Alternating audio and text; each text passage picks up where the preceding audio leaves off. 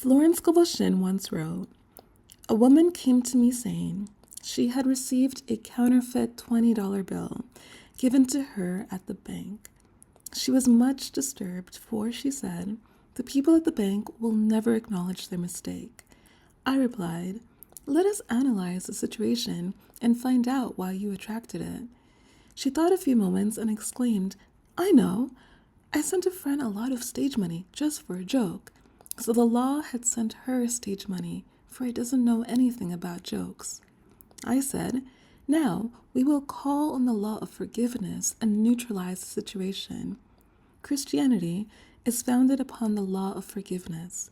Christ has redeemed us from the curse of the karmic law, and the Christ within each man is his redeemer and salvation from all inharmonious conditions.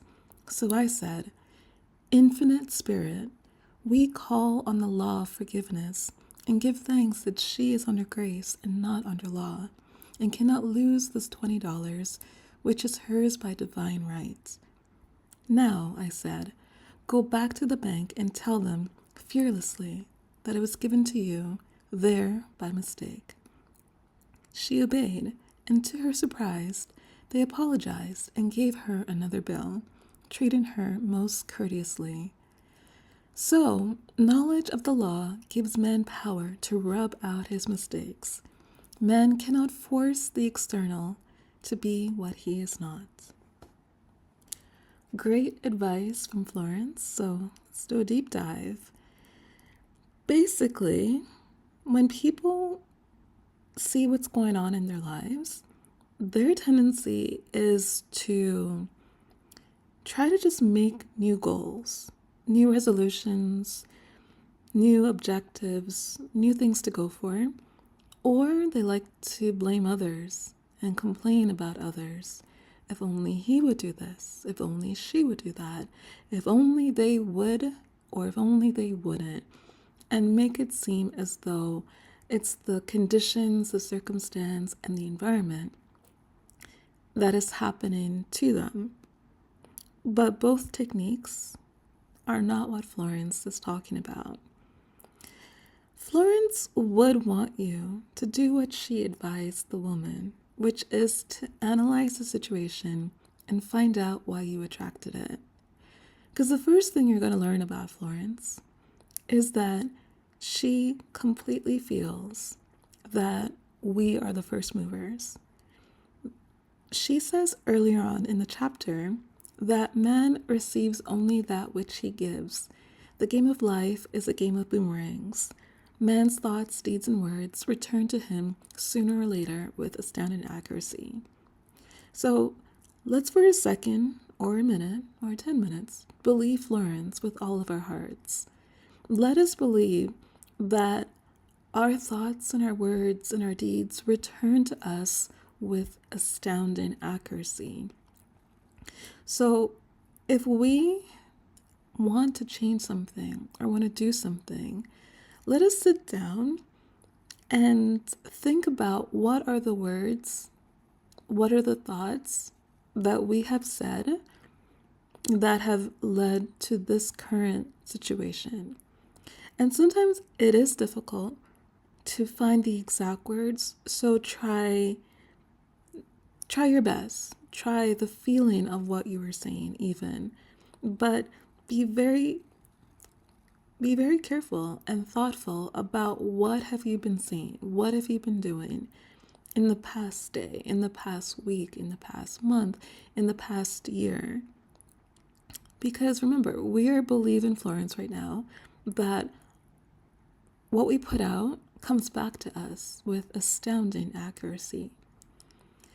And so start to connect the dots about what are you thinking to what has happened, to what have you've done, to what has happened.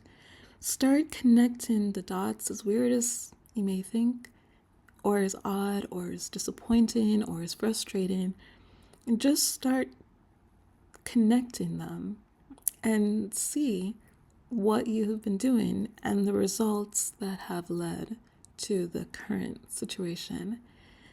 Find that connection. And the next thing is to neutralize the situation. You don't immediately jump off into a new goal or resolution. You pretty much apologize. You pretty much call on the law of forgiveness because you want to break this karmic loop. So Florence gives you a great technique, a great phrase to say, which is infinite spirit. We call on the law of forgiveness and give thanks that you are under grace and not under law. And whatever you are thinking about, you cannot lose it because it's yours by divine right. Elsewhere, she'll say, God wants you to have plenty. God wants to usher in a golden age for you. And so this forgiveness thing is going to fit right in. But you really want to just break the power of those words that you have already spoken. And it actually reminds me of one of the first affirmations Florence gave in chapter 1 at the very bottom of the chapter. She says that we will smash and demolish all the vain words that we have spoken and just destroy them. And so you can go back to that chapter and read those words and use those affirmations. Use that technique as well. But yeah, she's given you two ways of neutralizing the situation. And then from there, you look up and you fearlessly go about your life. Go about the dream that you have. Go about the vision that you want to have in your life. Go about the difference that you want to make. You look up and you fearlessly go for it. So, yeah, Florence is a woman of immense wisdom. She wrote this book, which is The Game of Life and How to Play It, 100 years ago. And I just love to do a deep dive into its wisdom because it's absolutely powerful. Her words are legends, and it's so useful to study them, analyze them, and figure out on a very deep level what she means and learn how to apply it practically. I study this book as well as her other books like the Power of the Spoken Word, Your Word is Your Wand, The Secret Door of Success, and so on. So if you like doing these kinds of deep dives, please subscribe to the channel. And if you have a comment for me, I actually read all of your comments and I will reply. And if you like the video, give me a thumbs up. As always, I thank you so much for listening, and I will see you next time.